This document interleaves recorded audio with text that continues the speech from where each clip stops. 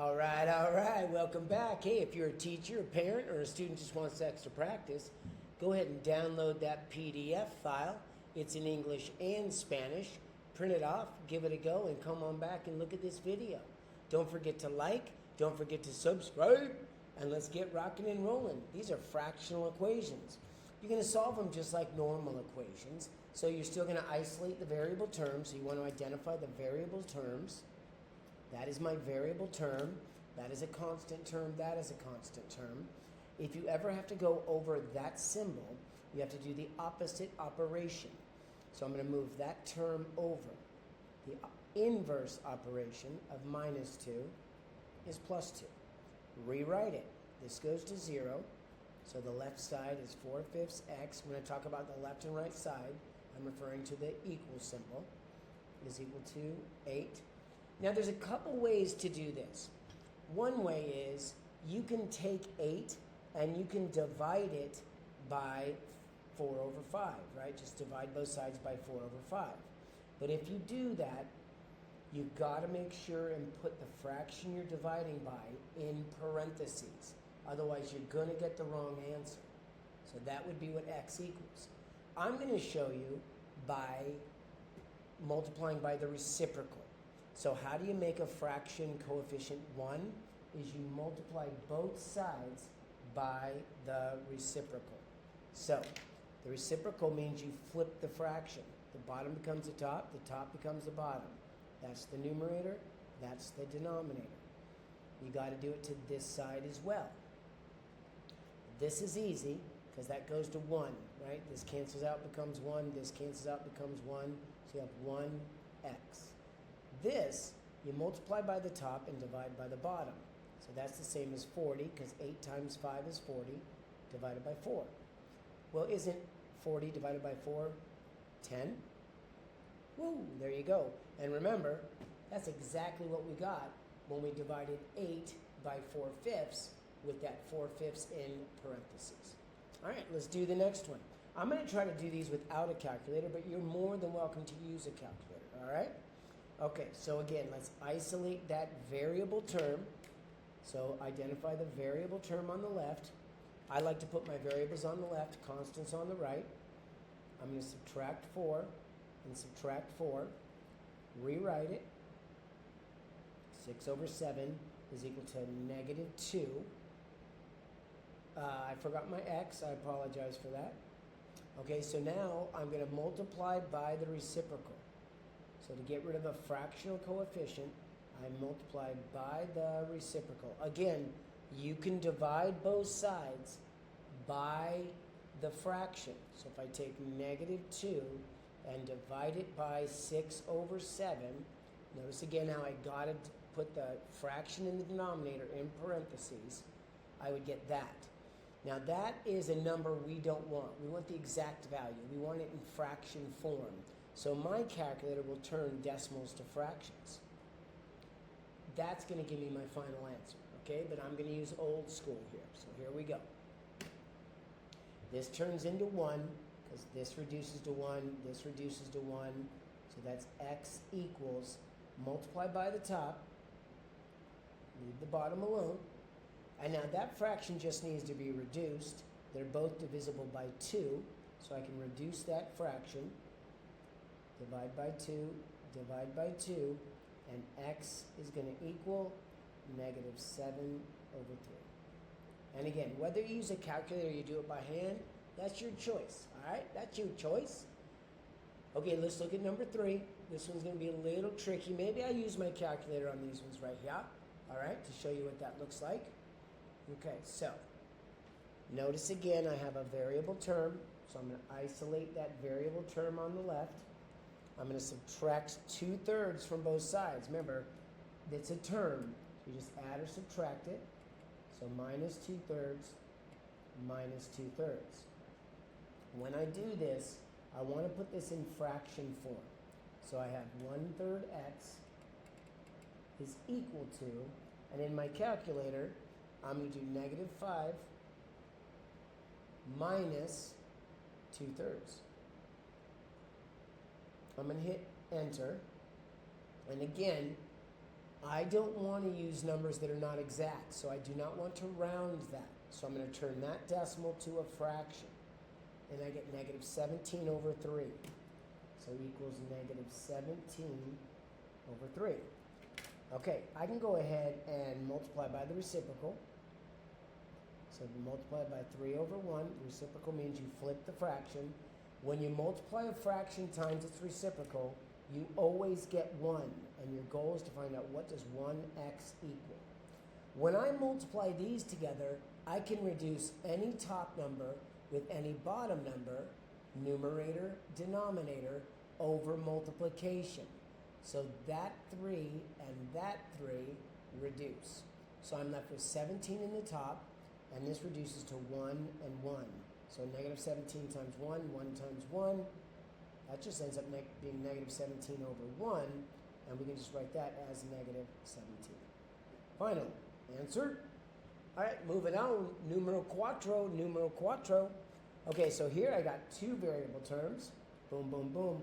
I'm glad they have like denominators. That makes it easy. Denominators are the bottom of the fraction. So I need to get my variables on the left. So I'm going to go ahead and subtract 5/8 x from both sides. Remember, it's a term. When you move a whole term, you add and subtract it. So minus 5 over 8, minus 5 over 8. When you have like denominators, just do the math to the numerator. So 3 minus 5 is negative 2 over 8x equals, that minus now becomes a negative on that 3. Okay, now I'm going to go ahead and multiply both sides by the reciprocal. So notice that negative. So when I multiply this, I'm going to include that negative. The negative could have gone with the top or the bottom, but I'm going to keep it with the 2, so you don't get too confused, yeah? All right, 8 divided by 8, because you can reduce any top with any bottom over multiplication. That reduces to 1, that reduces to 1. 1x equals, multiply by the top, leave the bottom alone. And now, remember, fraction bar means division. So negative 24 divided by negative 2 is 12. We're done. All right. Let's get some tougher ones now. Let's get some tougher ones. Okay, so I'm going to identify my variable terms. Those are my variable terms. Notice how I always take the operation in front. I think that's muy importante. And then these are my constant terms. So I'm pretty good about getting all my constants on the right and my variables on the left. All right, and that's kind of what I always do. So I'm going to go ahead and subtract 2/3 x from both sides. Remember, if I do it to one side of the equal symbol, I got to do it to the other. So I'm going to do 4 minus 2/3, and then I'm going to turn that into a fraction. I'm going to hit math, enter, enter, and that ends up giving me 10. That ends up giving me 10 over 3. 10 over 3. So I got 5/6 plus 10 over 3x. That's called an improper fraction because the top is bigger than the bottom. It would simplify to a number greater than 1. That's what improper means. Right there. Okay, now I got to move these 5/6 over. Notice how I always line up my inverse operations, right? Okay, this cancels out. Boom, goes to 0. I get 10 over 3. X is equal to, I'm going to use my calculator again. Remember, this is subtraction. So 5 minus 5 divided by 6. I'm going to hit math frac right there. I get 25 over 6. So this is 25 over 6. I'm going to multiply both sides by the reciprocal. So the reciprocal of 10 over 3 is 3 over 10. Like so. I'm going to go up here. This all cancels out. Boom, boom. That's why I did it. 1x equals. This ends up giving me 25 times 3 is 100. 6 times 10 is 60. So when you multiply fractions, just multiply straight across. By the way, 25 times 3 ain't no 100. It's 75 over 60. Now I'm going to reduce my fraction. They're both divisible by 5. 75 divided by 5 is 15. 60 divided by 5 is 12. This fraction reduces again. It actually reduces by 3. All right, so if I reduce by 3 and reduce by 3, I get 5 over 4. Final answer. And in your calculator, you can reduce that fraction if you like. You can do 75 divided by 60, and then just hit your fraction key, and notice it reduced it for me as well.